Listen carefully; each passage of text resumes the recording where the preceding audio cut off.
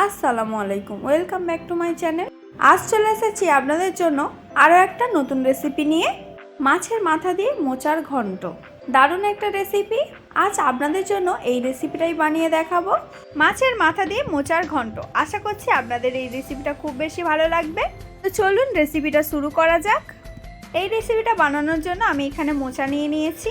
আমি এখানে একটা মোচা নিয়ে নিয়েছি, মোচাটা ছাড়ানো হয়ে গিয়েছে। যেগুলো বাদ দেওয়ার আমি বাদ দিয়ে দিয়েছি, আর যেগুলো নেওয়ার সেগুলো নিয়েছি। এবার মোচাটা ভালো করে কেটে নেব। তো চলো এখানে কাটবো। তো দেখতেই পাচ্ছ এখানে যেগুলো বাদ দেওয়ার আমি বাদ দিয়ে দিয়েছি। এবার মোচাটা আমি কেটে নেব। মোচা কিভাবে বাছতে হয় এর আগে আমি একটা মোচার ভিডিওতে দেখিয়ে দিয়েছিলাম, সেই জন্য আর এই ভিডিওতে দেখালাম না। তো এইভাবে আমি ছোট ছোট করে মোচাগুলো কেটে নিচ্ছি। তো চলো পুরো মোচাটা কেটে নিয়ে আবার দেখা হচ্ছে। তো আমার ওদিকে মোচাটা কাটা হয়ে গিয়েছে। এবার মোচাটা সেদ্ধ করে নেব। তার জন্য আমি গ্যাসের মধ্যে কড়া বসিয়ে দিয়েছি। এবার ওর মধ্যে জল দিয়ে দেব মোচাটা সেদ্ধ করার জন্য। এখানে আমি জল দিয়ে দিলাম। এবার ওর মধ্যে সামান্য পরিমাণে হলুদ গুঁড়ো দিয়ে দেব, আর সামান্য পরিমাণে লবণ দিয়ে দেব। জলটা একটু ফুটতে শুরু করে দিয়েছে। এবার মোচাটা দিয়ে দেব ওর মধ্যে। এর আগে আমার চ্যানেলে আরও একটা মোচার ভিডিও রয়েছে, মানে মোচার রেসিপি রয়েছে, আপনারা চাইলে সেটা দেখে আসতে পারেন। সেটা হয়েছিল চিংড়ি দিয়ে মোচার ঘন্ট। আর মোচা দিয়ে যদি আপনারা কোনো রেসিপি দেখতে চান সেটাও আমাকে কমেন্টে জানাতে পারেন। আমি নেক্সট কোনো ভিডিওতে সেই রেসিপিটা নিয়ে আসার চেষ্টা করব। যতক্ষণ এদিকে মোচাটা সেদ্ধ হচ্ছে, চলুন ওদিকে আলুটা ভেজে নেওয়া যাক। তো এখানে আমি তেলের মধ্যে আলুটা দিয়ে দিলাম। এবার ওর মধ্যে সামান্য পরিমাণে লবণ এবং হলুদ দিয়ে আলুটা খুব ভালো করে ভেজে নিতে হবে। এখানে আমি লবণটা দিয়ে দিলাম। এবার সামান্য পরিমাণে হলুদের গুঁড়ো দিয়ে দেব। এবার আলুটা হালকা লাল লাল করে ভেজে নিতে হবে। তো এরকমভাবে নাড়াচাড়া করতে থাকবো।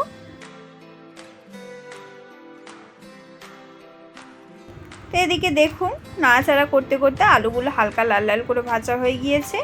এবার তুলে নেব।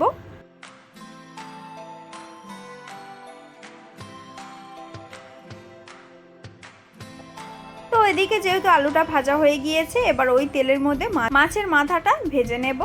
তো এখানে যেহেতু আমি মাছের মাথাটা ছোট ছোট করে কেটে নিয়েছিলাম, এটা ওই 5 কেজি ওজনের কাতলা মাছের মাথার অংশ।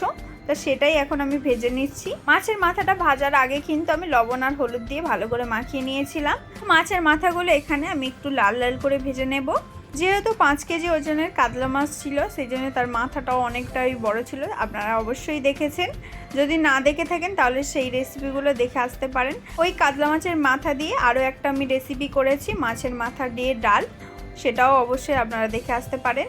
তো এদিকে যেহেতু আমার মাছের মাথাটা ভাজা হয়ে গিয়েছে, এবার ওই তেলের মধ্যে শুকনো লঙ্কা এবং জিরে ফোড়ন দিয়ে দিলাম। এবার ওর মধ্যে পেঁয়াজ কুচি দিয়ে দেব। এবার পেঁয়াজটা বেশ কিছুক্ষণ ধরে নাড়াচাড়া করে ভেজে নেব। যতক্ষণ না পেঁয়াজটা হালকা লাল লাল হয়ে আসে, ঠিক ততক্ষণ পর্যন্ত পেঁয়াজটা ভেজে নিতে হবে। তো আমার এদিকে পেঁয়াজটা লাল লাল করে ভাজা হয়ে গিয়েছে। এবার ওর মধ্যে 1 চামচ আদা বাটা এবং 1 চামচ রসুন বাটা দিয়ে দিলাম। এবার একটু নাড়াচাড়া করে আদা রসুনের কাঁচা গন্ধটা চলে গেলে এবার জল দিয়ে দেব। এখানে খুব বেশি জল দেব না, সামান্য পরিমাণে জল দিয়ে দেব। এবার ওর মধ্যে বাকি মশলাগুলো দিয়ে দেব। তো আমি এখানে প্রথমে দিয়ে দিলাম 1 চামচ হলুদ গুঁড়ো, 1 চামচ লঙ্কার গুঁড়ো, 1 চামচ জিরে গুঁড়ো, আর 1 চামচ ধনে গুঁড়ো। সব মশলা দেওয়া হয়ে গিয়েছে। এবার মশলাটা বেশ কিছুক্ষণ ধরে কষাতে থাকবো, যতক্ষণ না মশলা থেকে তেল ছেড়ে আসে। আর মনে করে স্বাদ অনুযায়ী লবণ দিতে ভুলবেন না। চলুন এবার মশলাটা বেশ কিছুক্ষণ ধরে কষাতে থাকি, যতক্ষণ না মশলা থেকে তেলটা ছেড়ে আসে। তো দেখুন এখানে বেশ কিছুক্ষণ ধরে কষানোর পর মশলা থেকে তেল ছেড়ে দিয়েছে। তো ওর মধ্যে আমি সেদ্ধ করে রাখা মোচাটা দিয়ে দিলাম। তো চলুন এবার মশলার সঙ্গে মোচাটা একটু নাড়াচাড়া করে ওর মধ্যে ভেজে রাখা আলুগুলো দিয়ে দেব। এবার বেশ কিছুক্ষণ ধরে মোচা আর আলুটা মশলার সঙ্গে বেশ কিছুক্ষণ কষিয়ে নেব।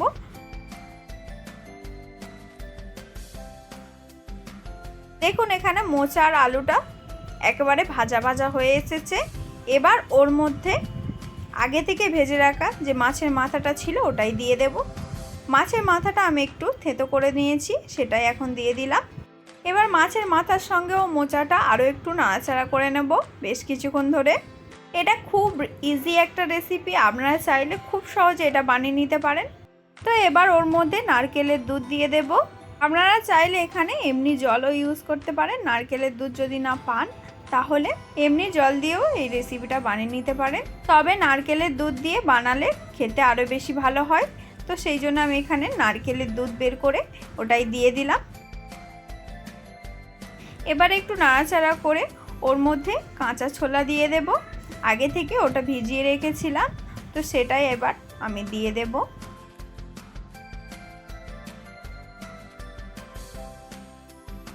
ছোলাটা দেওয়া হয়ে গিয়েছে, আর কিছু দেওয়ার দরকার নেই। এবার একটু নাড়াচাড়া করে ওর মধ্যে ঢাকনা দিয়ে দেব বেশ কিছুক্ষণ ধরে তরকারিটা হওয়ার জন্য। বেশ কিছুক্ষণ হয়ে গিয়েছে, এখন আমি ঢাকনা খুলেছি। দেখুন এখানে ঝোলটা একটু শুকিয়ে শুকিয়ে এসেছে। এবার ওর মধ্যে চিনি দিয়ে দেব আর সামান্য পরিমাণে গরম মশলার গুঁড়ো দিয়ে দেব। তো দেখুন এখানে ঝোলটা এখনো পর্যন্ত অনেকটা পরিমাণে রয়েছে, এতটা পরিমাণে রাখবো না। আরও একটু নাড়াচাড়া করে ঝোলটা একেবারে শুকনো করে দেব। এবার নাড়াচাড়া করতে করতে শুকনো হয়ে গেলে তারপরে নামিয়ে নিলেই রেডি মাছের মাথা দিয়ে মোচার ঘন্ট। দেখলেন তো রেসিপিটা কতটা ইজি, আর খুব কম টাইমের মধ্যে এটা বানিয়ে নিতে পারেন। আর খেতে তো অসাধারণ হয়, সেটা তো বলারই কথা নয়। সেটা আপনারা একবার ট্রাই করলে বুঝতেই পারবেন। আপনারা বাড়িতে অবশ্যই একবার ট্রাই করে জানাবেন রেসিপিটা কেমন হয়েছিল। তো আজকের রেসিপিটা যদি আপনাদের একটুও ভালো লেগে থাকে তাহলে অবশ্যই একটা লাইক করতে ভুলবেন না। কমেন্টে জানাবেন রেসিপিটা কেমন হয়েছে, শেয়ার করে দেবেন। আরও নতুন নতুন ভিডিও দেখার জন্য আমাদের চ্যানেলটিকে সাবস্ক্রাইব করে আমাদের পাশে থাকবেন। তো আমরা অনেক কষ্ট করে এই রেসিপির ভিডিওগুলো বানাই, তো আপনারা অবশ্যই আমাদের পাশে থাকবেন। আবার দেখা হচ্ছে নেক্সট ভিডিওতে। আল্লাহ হাফেজ।